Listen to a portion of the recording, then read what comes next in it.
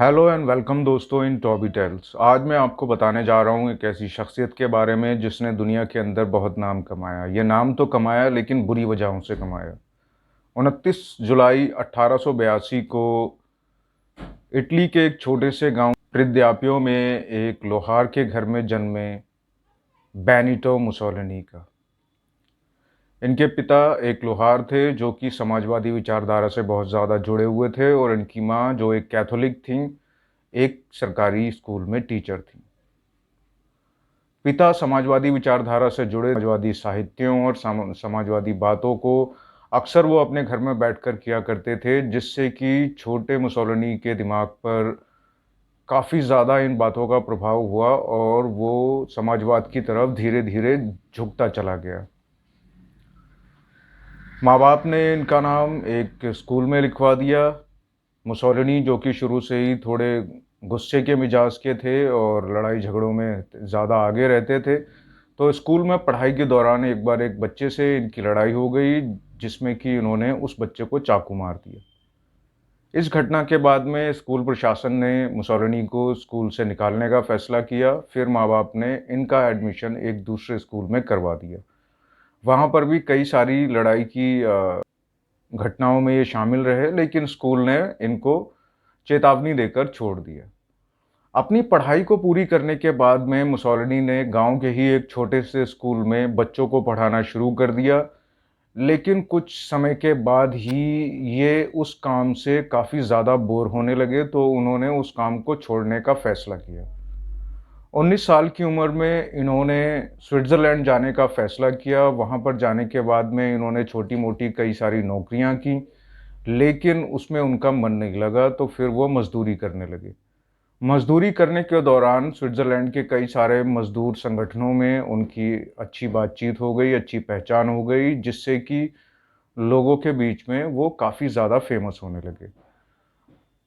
क्योंकि बोलने की कला में अच्छी महारत हासिल थी मुसोलिनी को, तो कई बार मज़दूर संगठनों के किसी भी कार्यक्रमों में उनको बुलाया जाने लगा, और वो अपनी समाजवादी विचारधारा से लबरेज़ भाषणों को जब वो उन लोगों के बीच में देते, तो वो और ज़्यादा फ़ेमस होते चले जाते।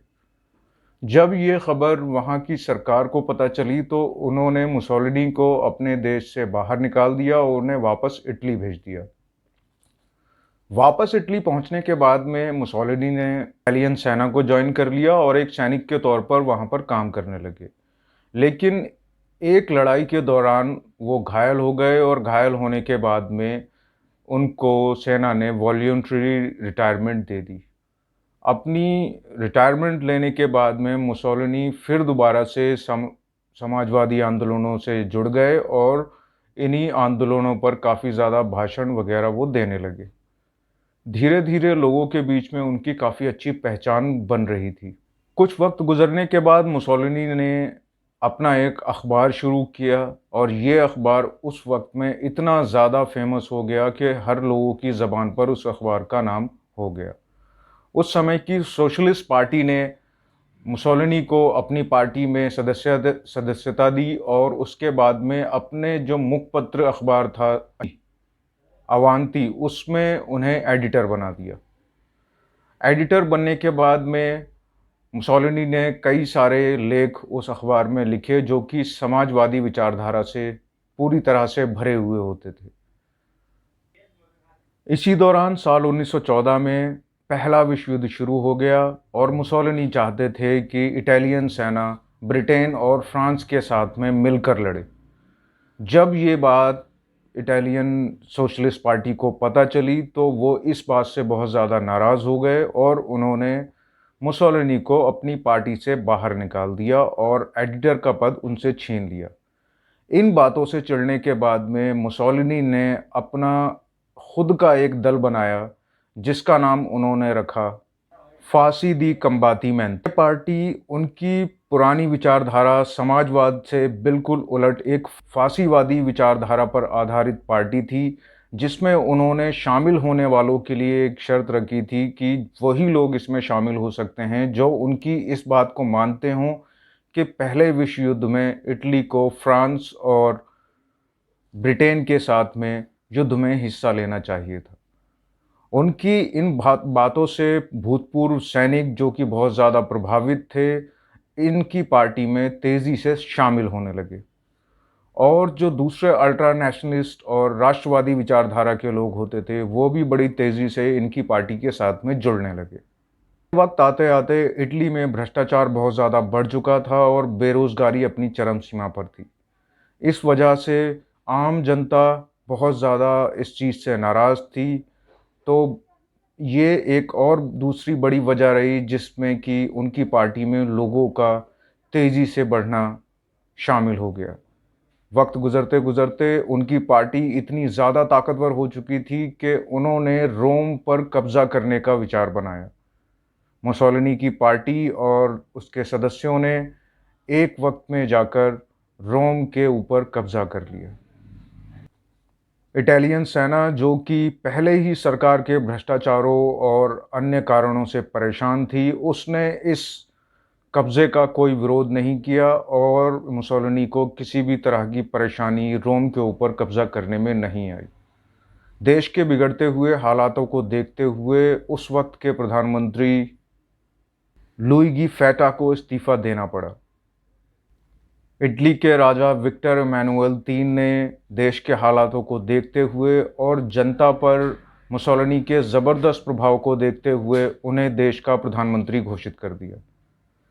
देश का प्रधानमंत्री घोषित होने के बाद में मुसोलिनी ने अपनी एक सीक्रेट पुलिस बनाई। इस सीक्रेट पुलिस के ज़रिए उन्होंने अपने जितने भी राजनीतिक विरोधी और दुश्मन थे, उन सबको साइड लगाना शुरू कर दिया।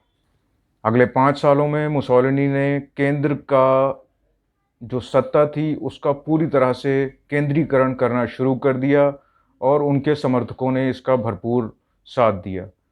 थोड़ा टाइम गुजरने के बाद में मुसोलिनी पूरी तरह से सत्ता पर काबिज़ हो चुके थे और वो टोटलिटेरियन गवर्नमेंट को चलाने लगे और उनकी डिक्टेटरशिप वहाँ से शुरू हो गई।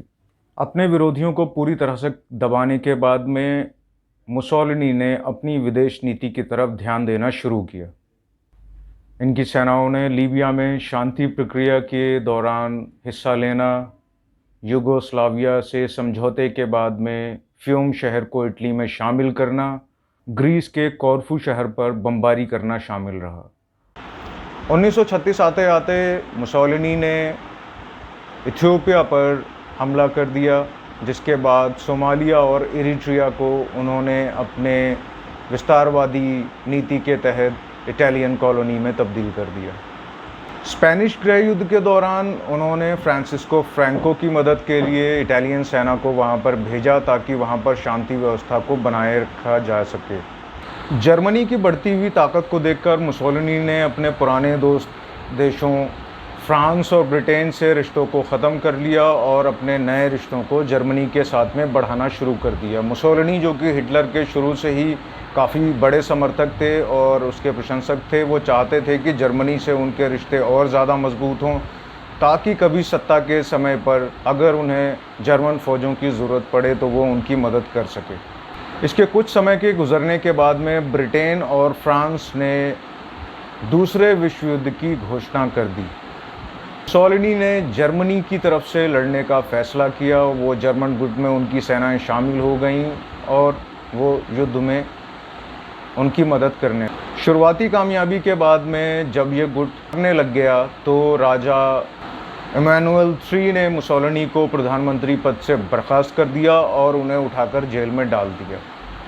अपने एलाई की खबर जब हिटलर को मिली कि वो जेल में हैं, तो हिटलर ने जर्मन पैराट्रूपर्स को आदेश दिया कि वो जाकर मुसोलिनी को राजा की कैद से निकालें और कैद से निकालने के बाद में इटली के एक उत्तरी हिस्से के छोटे से राज्य का प्रधानमंत्री घोषित कर दिया गया। इस घोषणा के बाद से इटली में अफरा तफरी का माहौल हो गया और वहाँ पर हिंसा होने लगी, जिसकी वजह से हालात और ज़्यादा बिगड़ने लग गए।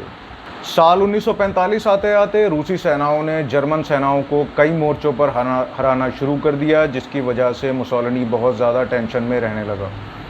उसे इस बात का एहसास हो गया था कि अब जर्मनी जो है वो रशियन सेनाओं को नहीं हरा पाएगा और रशियन सेनाएं तेज़ी से आगे की तरफ बढ़ने लग गईं। यह खबर सुनने के बाद में मुसोलिनी ने इटली को छोड़कर स्विट्ज़रलैंड जाने का फ़ैसला किया अपनी प्रेमिका और अपने कुछ वफ़ादार साथियों को लेकर। जब मुसोलिनी ऑस्ट्रियन बॉर्डर की तरफ पहुंचा तो वहां पर इटली के समाजवादी विद्रोहियों ने मुसोलिनी को पकड़ लिया और उनकी एक शूटिंग स्क्वाड ने गोलियों की बौछार करके इन सारे लोगों को मौत के घाट उतार दिया।